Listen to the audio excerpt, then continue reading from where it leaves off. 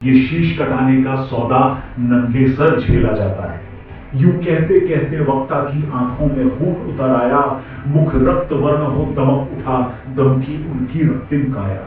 आजान बाहु ऊंची करके वे बोले रक्त मुझे देना, इसके बदले भारत की आजादी तुम मुझसे लेना।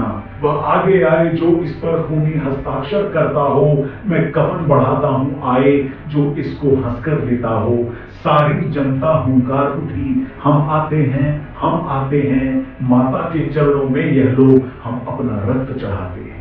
इस तरह का जोश भरने की ताकत अपने शब्दों में रखने वाले नेताजी सुभाष चंद्र बोस हमारे दिलों में हमेशा जिंदा थे, जिंदा हैं और जिंदा रहेंगे। जय सुभाष, जय हिंद। भारत के ग्लोबल सोल्जर नेताजी सुभाष चंद्र बोस एक प्लेन क्रैश का शिकार हुए। कुछ लोगों का मानना है कि उस प्लेन क्रैश में उनकी मौत हो गई और कुछ लोगों का मानना है कि वो इस क्रैश को सरवाइव कर गए थे और उसके बाद भी जिंदा थे। हम इन दोनों में से किसी थ्योरी पर डिस्कशन नहीं करेंगे, क्योंकि हमारा मानना यह है कि सुभाष चंद्र बोस जैसा, नेताजी जैसा एक आइकन किसी एक्सीडेंट में खत्म हो ही नहीं सकता। सुभाष चंद्र बोस एक व्यक्ति का या एक शरीर का नाम नहीं है, वो नाम है तीन क्वालिटीज के एक ऐसे कॉम्बिनेशन का जो उनको बनाती है इमॉर्टल। बताते हैं आपको वो कौन सी तीन क्वालिटीज हैं जो नेताजी को अमर बनाती हैं और जिनकी वजह से हम ये कह सकते हैं कि नेताजी आज भी जिंदा है। ये वीडियो अगर आपको पसंद आए तो इसे अपने दोस्तों से जरूर शेयर करिए। पहली चीज, उनका स्ट्रैटेजिक इंटेलिजेंस। नेताजी एक बहुत ही इंटेलिजेंट वॉरियर थे। उन्होंने कभी भी अपनी लड़ाई को सिर्फ जोश की लड़ाई नहीं बनाया। नेताजी की स्ट्रैटेजी का एक एक स्टेप न सिर्फ वेल प्लान होता था बल्कि बहुत आगे तक के लिए सोचा समझा हुआ होता था। उस समय देश में फ्रीडम स्ट्रगल दो तरीके के मोड से चल रहा था। एक था गांधीवाद जो अहिंसा, शांति प्रदर्शन और उपवास जैसे एलिमेंट्स पर बेस्ड था, और दूसरा था क्रांतिकारी आंदोलन जिसमें शहीद आजम भगत सिंह, चंद्रशेखर आजाद जैसे क्रांतिकारी आगे बढ़ा रहे थे। सुभाष बाबू ने आंदोलन के दोनों तरीकों को करीब से देखा और तब उन्होंने सोचा कि एक तीसरा रास्ता अपनाना चाहिए जो इस लड़ाई को इंटरनेशनल लेवल पर ले जाए। उन्होंने बहुत ही स्ट्रैटेजिक तरीके से इसकी पूरी प्लानिंग की और हर कदम पर प्लान बी लेकर इस लड़ाई की शुरुआत की। ये ना तो ट्रेडिशनल आर्मी कॉम्बैट था और ना ही टिपिकल गुरिल्ला वॉरफेयर। उन्होंने करंट वर्ल्ड पॉलिटिक्स को अच्छे तरीके से समझा और दुनिया की दो बड़ी ताकतों जापान और जर्मनी को भारत के इंडिपेंडेंस स्ट्रगल के लिए कन्विंस किया। देश के बाहर रहकर एक आर्मी को दोबारा बनाना और फिर उसको आजादी की लड़ाई के लिए तैयार करना उनके लिए स्ट्रैटेजिक वॉरफेयर का हिस्सा था। जहां तक सुभाष चंद्र बोस के इंटेलिजेंस की बात है, उनके आईसीएस टॉपर होने और हाउस अरेस्ट से इंश्योरेंस इंस्पेक्टर जियाउद्दीन बनकर भागने की कहानी तो आपको पता ही है। नहीं पता है तो थोड़ा इंतजार कीजिए, हम ये कहानी आपके लिए इसी चैनल पर लेकर आएंगे। आप चाहें तो नेताजी के भतीजे शिशिर कुमार बोस जी की किताब द ग्रेट एस्केप में ये कहानी पढ़ सकते हैं।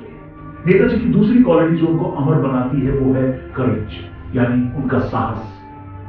जिस समय सुभाष चंद्र बोस जी आजादी की लड़ाई में आए उस समय क्रांतिकारी होना ब्रिटिश सरकार की नजरों में सबसे बड़ा अपराध था। क्रांतिकारी बनने के शुरुआती दौर में ही नेताजी को जेल जाना पड़ा, लेकिन जेल का लोहा उनके अंदर के लोहे को नहीं पिघला सका। सुभाष बाबू ने जितना बड़ा सपना देखा वो सपना देखना ही बड़ी हिम्मत का काम था।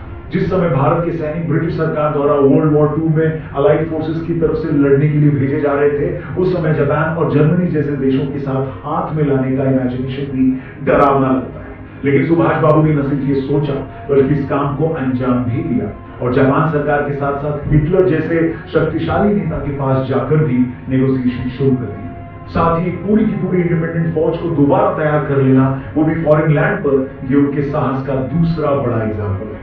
क्रांतिकारी रास बिहारी बोस की लीडरशिप में इंडियन नेशनल आर्मी ने अपना काम तो शुरू कर ही दिया था, लेकिन जापानी पार्टनर्स के साथ कुछ कंट्रोवर्सीज के बाद आर्मी बिखर गई।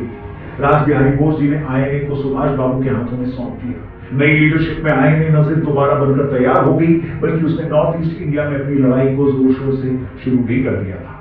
और तीसरी बात जो नेताजी को हमारे अंदर हमेशा जिंदा रखती है वो है उनकी लीडरशिप।